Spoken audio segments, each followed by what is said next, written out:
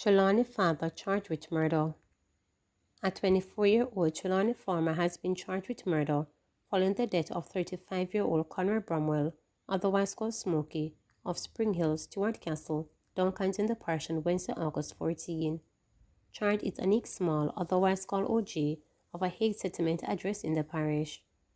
Reports from the Falmouth police are that about 11:15 p.m., Bromwell was walking in the town when a dispute arose with a man to whom he had loaned money. The argument escalated into a physical altercation, during which the suspect allegedly used a pair of scissors to stab Bromwell. The police were summoned, and on arrival, Bromwell was transported to hospital where he was treated. He succumbed to his injury on Saturday, August 17.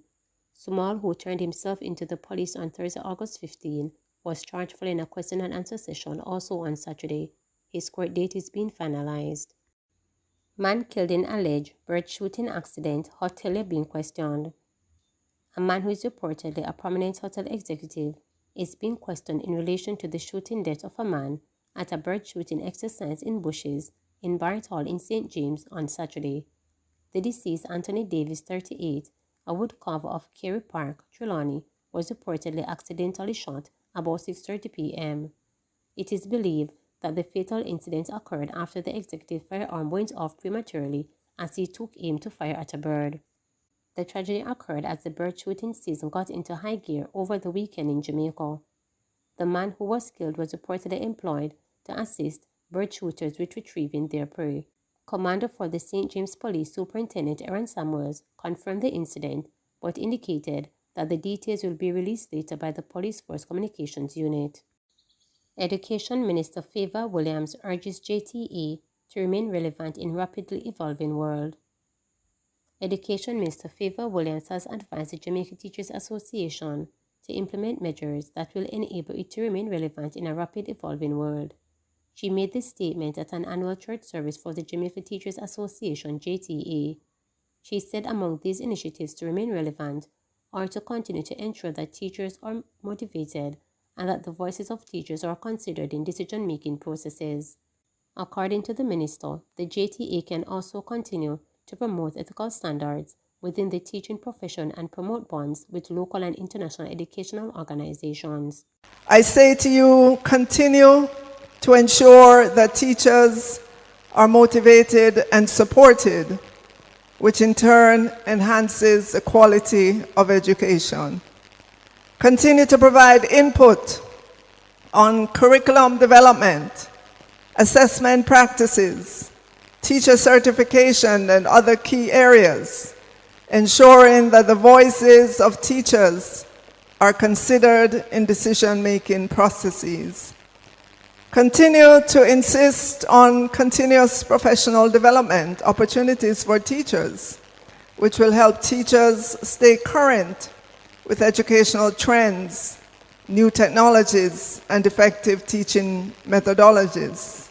I know the JTA works closely with the Jamaica Teaching Council in this area, and I encourage you to forge even stronger bonds.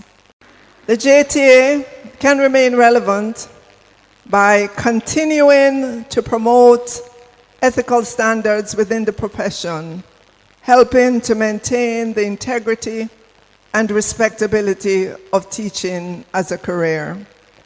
It can continue to strengthen bonds with local and international educational organizations, ensuring that Jamaican educators are part of the global conversation on education. This engagement will help to bring new ideas, resources, and best practices to Jamaica's education system. Residents of Party St. Elizabeth lament lack of electricity. At the entrance to Party, a community known for fishing located just outside Black River in St. Elizabeth, broken light poles, loosened and broken wire are a stark reminder of the devastating effects of Hurricane Beryl. It has been 6 weeks since the passage of the Category 4 storm, yet the community remains without power. Striking up comparison between Hurricane Gilbert in 1988 and Ivan 2004, many residents describe Beryl as the worst hurricane they've ever experienced. As they sat on their verandas in an attempt to escape the heat collected in their houses, many bemoaned the electricity predicament, outlining that their livelihoods have suffered severe blow. Residents who are mainly fisher folk told reporters that they have not been able to fully carry out their trade as they do not have the proper facility to store their catch from extended period. Arthur Drummond told reporters on Thursday that he had to sell his fish at a reduced price to ensure everything is sold. We have to decrease the price to get it sell off. We sell it at $700 or $600 because we want to get them sold off fast enough. Right now, runnerback may have one we call sunfish. Some people call it black snapper. So, as me get some eyes for it and see if we can get it sell. That would normally sell for 1,000 a pound, but now you have to make it go for 6 or 7 or 8. Me have to run with it, Drummond said. Another fisherman who identified himself as Soji said as head of his family of 6, he too had to reduce the prices when he goes to sell his catch. He also revealed that there were instances where he had to give them away for free. It rough and it tough, trust me, Soji said, rubbing his head in frustration. We have to do that because if we don't move same time with the fish, it is going to spoil, and sometimes it don't even sell, so we have to just give it away because nobody has anywhere to store fish. People must be buying a pound or 2 pounds for just a day because we don't have anywhere to store it either.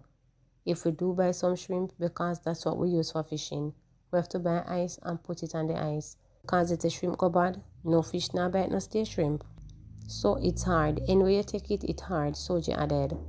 As they headed into September, Beryl made landfall on July 3rd. Residents are crying for some reprieve. They say the combination of heat, mosquitoes, and complete darkness is utmost torment. For Chanel, a mother of 2, including a little girl who is disabled, rest evades her as she had to take care of her children through the night. Inside hot and outside full of mosquitoes, and my daughter not sleeping in the dark. Me have to lay down with her for she sleep. Me have to fan she and my son at the same time. And see the Delco generator there, and everybody can afford it. Plus the gas and the solar and all of that, and it's very hot. And me have my daughter, she not sleep without me. So me have to deal with she. Me have to deal with my son. So it's very complicated, she stated. Me barely get sleep because if you're hot inside, you can't go outside and mosquito greet you. So basically, you're at no peace because we live in a mosquito zone. So it's hard, really hard, she stated.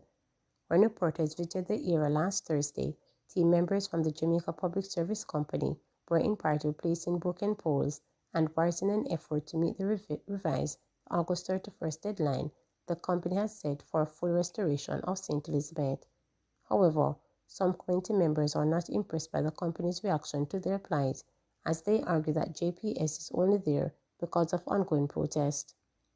If we don't go out and protest, JPS would not be here, stated Soji. We all come out and protest because everywhere else get light, and down here party is like they are saving it for the last. So we have to go out and make them know, say, we definitely need the light. Still, they remain hopeful that the electricity will be restored soon so that they can return to some level of normalcy. They are also hoping to carry on with building efforts as the rumble from destroyed home still stays root across sections of the community. We have to try and manage without the light, but we want to get back to normal. Once JPS come in, we can stay longer at the sea and somehow stop can be put back on, Drummond stated.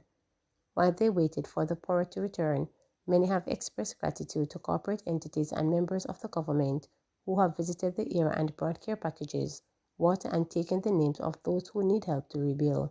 Remember to subscribe, like, share, and click the notification bell for daily updates.